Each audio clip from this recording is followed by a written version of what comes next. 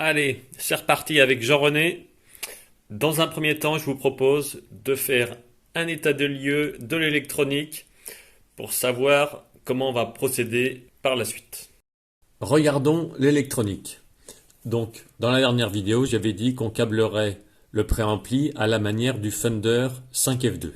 Donc, regardons le câblage du filament, des filaments. Donc, le filament, on peut voir qu'ici, il a un côté à la masse et l'autre côté, on a le 6,3. Donc l'enroulement 6,3 volts, il est ici. Un côté à la masse et l'autre c'est 6,3 volts. Ce sont les fils verts. Donc maintenant, on préfère tirer deux câbles pour le 6,3 volts, les torsader. Et ensuite, pour faire un point milieu virtuel, on met deux résistances de 100 ohms à la masse. De plus, je vais changer le côté du filament. Plutôt de le mettre du côté du continu, je pense le câbler de l'autre côté, ici. Là. Donc il va falloir que je change, que je tourne ce support-là. Après, de toute façon, ce support, je vais devoir le changer pour mettre ma 6N2P. Donc déjà, il va falloir tout recâbler, le préampli, les filaments. Si on regarde de plus près, il y a certains fils là qu'il va falloir changer. Hop, hop. Par exemple, celui-là, là, le fil il est tout sec. Voilà. Donc là, ça, c'est tranquille, dans quelques temps, ça va faire des courts-circuits. Et même les autres fils, si j'appuie dessus, là, alors le fil vert, à la limite, le fil vert serait bon. Le fil jaune, à peu près bon. Alors le fil bleu, lui, il n'est pas terrible. Quand on appuie dessus, ça veut dire qu'il est tout mou, le plastique, c'est vraiment détérioré. Si on prend le fil bleu, là, alors celui-là, il n'est pas terrible aussi. Il est vraiment très mou. Si on l'aplatit, voilà. Donc l'isolant, là, est en mauvais état. Donc là, il faudra le changer. Là, ouais. En fait, les fils, ils sont pas dans un super état. Ils sont pas vraiment dans un super état. À des endroits, ils sont à moitié craqués. Voilà, si on regarde le fil jaune, là, il commence à se craquer, là. Donc bon, ça veut dire quand même que l'isolant des fils n'est pas dans un super état. Donc, ce que j'ai envie de faire, c'est de changer tous les fils. Donc, ce qu'on peut remarquer aussi, c'est que tous les enroulements du transfo d'Alim, l'enroulement est dans ce sens-là, la self, c'est dans le même sens, et le transfo de sortie, l'enroulement est dans le même sens. Donc en général, on les met à 90 pour pas qu'il y ait de couplage. Il va falloir quand même que je vérifie qu'il n'y ait pas de couplage. Alors même si c'est assez loin, c'est à vérifier pour ne pas se retrouver avec du 50 Hz dans l'ampli. Alors ce que j'aime pas trop ici, c'est qu'on a directement le secteur ici. Et même au niveau du fusible, on a aussi le secteur. C'est-à-dire que si on y touche, il y a un risque d'électrocution. On imagine papa en train de jouer de la guitare. D'un seul coup, il y a maman qui lui fait un clin d'œil. Papa, il lâche la guitare, il lâche tout. Il va dans les bras de maman et puis le gamin à côté. Bon, c'est amusant d'ouvrir la valise. Voilà, il joue dedans et puis le gamin, il pourrait s'électrocuter. Donc moi, je voudrais sécuriser ça. Donc de quelle façon? Je voudrais mettre une prise de ce côté, là, il y aurait la place. Ici, là, il n'y a pas la place. Derrière, là, je pense qu'on pourrait mettre une prise et puis le fusible à côté, là. Comme ça, on vire ça. Avec la prise, on serait sécurisé.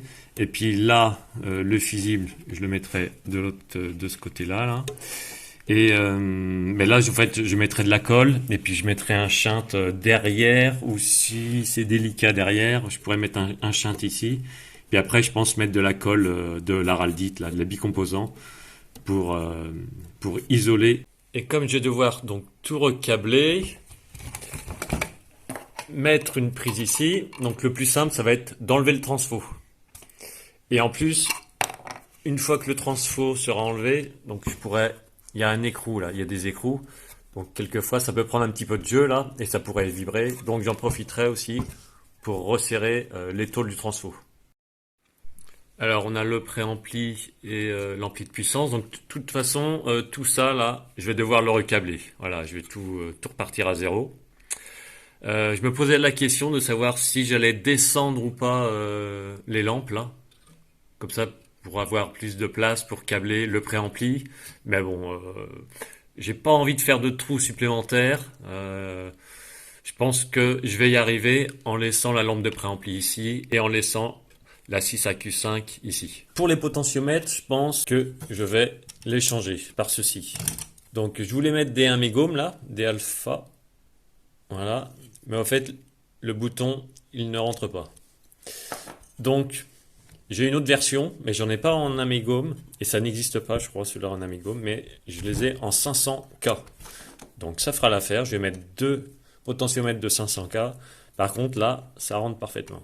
Donc j'ai pu remarquer qu'il y a un très léger couplage entre transfo d'alim et transfo de sortie. Alors c'est vraiment 3 fois rien. Il faut vraiment coller l'oreille. Donc c'est pas bien grave. Mais comme je dois tout recabler, je pense que je vais décaler le transfo de sortie là, par ici, de ce côté-là. Ici, là, c'était l'ancien haut-parleur de l'électrophone. Donc maintenant, il y a de la place. Donc autant s'en servir. Et comme je vais tout recabler, autant essayer d'avoir le moins possible ce 50 Hz dans le haut-parleur là. Avant de tout démonter, la dernière chose que je voulais voir, c'était les tensions par rapport au schéma. Je suis en train de prendre la tension sortie cathode.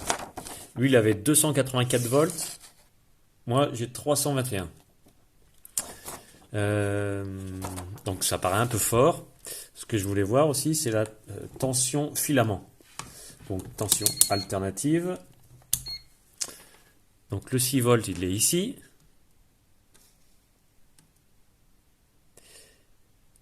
J'ai 6,8. 6,8 volts. À la place de 6,3 volts. On va prendre ma tension secteur. Donc là, toutes mes tensions sont un peu fortes. Et moi, la tension secteur, là, j'ai 241. Et aussi, j'ai le fusible sur 220 volts, je pense. 220 volts. Lui, il avait le fusible sur 245 volts.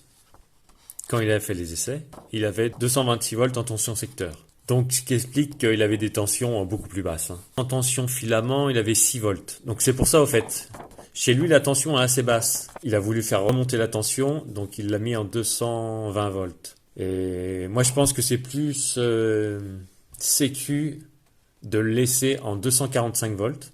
Et lui, même il avait 226 volts. Voilà, les tensions sont quand même acceptables. Donc moi, je suis plutôt d'avis à laisser le fusible sur 245 volts. J'ai passé le fusible en 245 volts. Toujours 241 en tension secteur. On va regarder notre tension continue et notre tension filament. J'imagine qu'on va être près des 300 volts en continu là. Alors, faut faire attention à ne pas faire de court-circuit. Voilà, 295, 294. Ok, 295 volts. Donc ça, moi, ça me paraît très bien. Et maintenant, notre tension filament. 6,3 volts, 6,2 volts. Ouais. D'accord. Donc ouais, on est vraiment entre les deux là. Je serais quand même d'avis à rester sur le... Ouais, de 6,3. Ouais. Ouais, ça fluctue pas mal. Faut que je réfléchisse. On pourrait le laisser aussi sur le 220.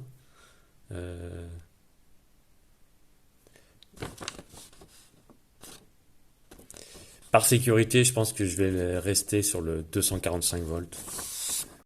Donc dites-moi en commentaire quel serait votre choix, 220 volts ou 245 volts. Parce qu'après, une fois qu'on aura choisi, moi par derrière là, je vais faire un shunt. Et ensuite, le fusible, je vais le mettre sur le côté. Je vais aussi devoir isoler. Là, je pense que je vais mettre de la colle chaude pour isoler chaque cosse. Et donc ensuite, ça sera plus difficile de changer la tension secteur. Donc d'après vous, 220 volts ou 245 volts?